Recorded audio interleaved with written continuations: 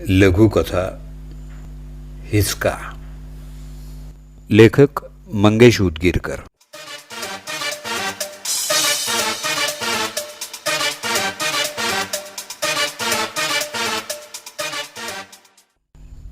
अनंत जोशी एक सरळमार्गी सज्जन सुखवस्तू गृहस्थ.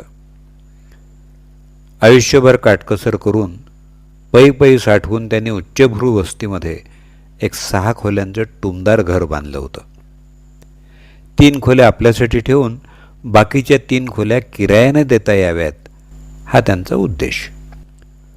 टुकीनं संसार करत त्याने मुलांवर उत्तम संस्कार केले. मुलं मार्गी लागली, मुलगी सासरी गेली. त्या 3 खोल्यातली गजबज संपून गेली. आता दोघंच उभयता कृतार्थ होऊन आनंदानं राहत होते. एके दिवशी बाजूचे भाडेकरू सोडून गेले आणि एके दिवशी एक जण चौकशीसाठी आले. त्यांना घर हवं होतं. मी पावटे, रिटायर्ड प्रिन्सिपल. त्यांनी कुठल्या तरी कॉलेजचं नाव सांगितलं. जोशांना आनंद झाला. एक सुशिक्षित कुटुंबाचा शेजार लाभणार होता. त्यांनी किराया सांगितला. पावटेनं तो मान्य झाला. उद्यापासून येतो आम्ही राहायला. स्वागत. दुसऱ्या दिवशी पावटे, त्यांची पत्नी आणि टेम्पो भरून सामान दाखल झालं. एक दिवस सामान लावण्यात गेला. दुसऱ्या दिवशी पावटेंनी जोशांना चहाला बोलावलं. जोशी गेले. पहा ना घर कसं लागलंय ते, असं म्हणत त्यांना त्याने स्वयंपाकघरापर्यंत नेलं आणि अनपेक्षितपणे एक घटना घडली. पावटेंनी जोशांचा हात धरून पिळवटला. जोशी, या समोरच्या कागदावर लिहिलंय वर्षाचं भाडं आगाऊ मिळालेलं आहे. त्या रशीद तिकिटावर मुकाट्यानं सही कर, नाहीतर. प्रचंड धक्का बसलेल्या जोशानं काहीच सुचेना. आता सही करतोस की दाखवू हिसका? घाबरलेल्या त्या पापभिरू माणसानं गुपचूप सही केली आणि पावट्यानं त्यांचा हात सोडला. जा आता घरी. अजून एक, या 3 खोल्या तू बांधलेल्या आहेस हे विसरून जा. अशी ऑलरेडी 2 घरं मी माझ्या नावावर करून घेतली आहेत.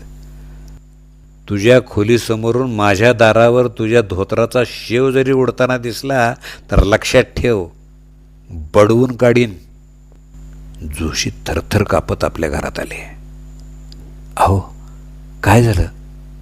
असे का दिसताय? जोशांजवळ याचं उत्तर नव्हतं. 70 वर्षाच्या त्या अगतिक वृद्धाच्या डोळ्यातून अश्रू उघळले. जराशानं स्वतःला सावरून त्याने सगळी हकीकत सांगितली. बाईसुद्धा घाबरल्या. आता काय करायचं? काय होईल ते पाहायचं. दुसरं आपल्या हातात आहेच काय? दुसऱ्या दिवशीपासून पावट्याचा धिंगाणा चालू झाला. 6 फुटाच्या वर ताडमाड उंचीचा, काळ्याशार रंगाचा, जाड भुवयाखाली भेदक डोळ्यांचा पावटे दैत्यासारखा दिसायचा. लांबून कुठून तरी रिक्षानं यायचा. जिथं 10 रुपये द्यायला हवेत तिथं 5 रुपये अंगावर फेकायचा. त्यानं तक्रार केली की अंगावर धावून जायचा. दूधवाल्याशी हुज्जत घालून कमी पैसे द्यायचा. भाजीच्या गाड्यावरही तसाच गोंधळ घालायचा. 4 दिवसातच पावटे अख्ख्या कॉलनीत सगळ्यांच्या डोळ्यात भरला. एवढ्यावर भागलं नव्हतं, तो आजूबाजूच्या घरांची माहिती काढू लागला. यायला तहसीलमधला कारकून आणि 3 मजली इमारत, या भाडव्याला धडा शिकवतो, असं म्हणत अशा 2-3 कोर्टात केसेस ठोकून मोकळा. त्यापैकी 1-2 घाबरून याची मूठ दाबून केसेस मागं घ्यायला लावल्या. हा खुश. आता याची हिंमत वाढली होती. एके दिवशी अशीच एकाची गाठ पडली.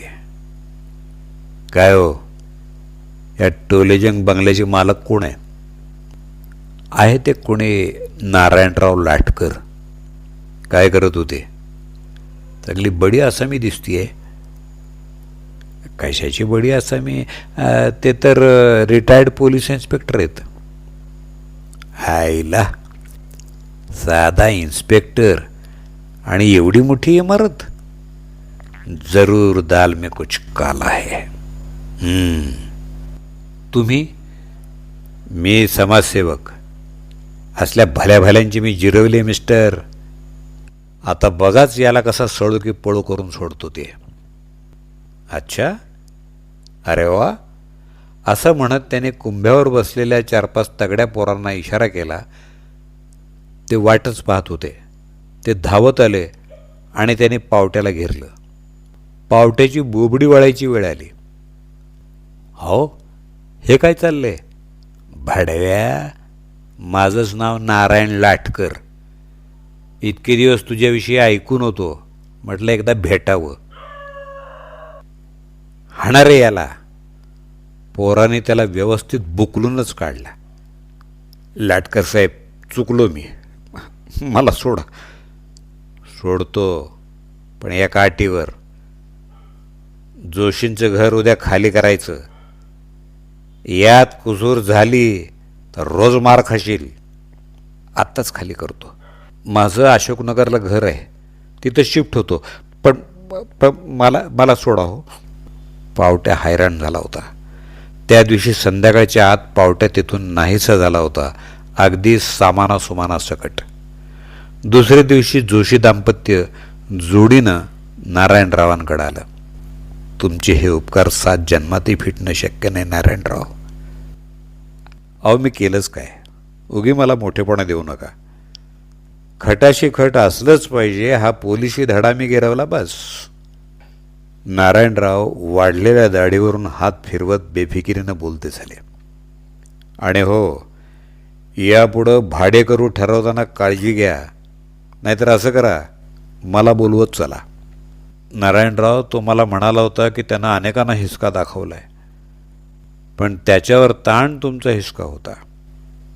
जोशी रंगात आले होते आणि नारायणराव खुशीत येऊन दाढी कुरवाळत होते.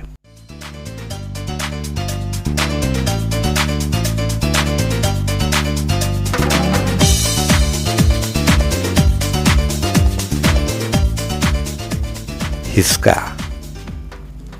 लेखक मंगेश उदगीरकर.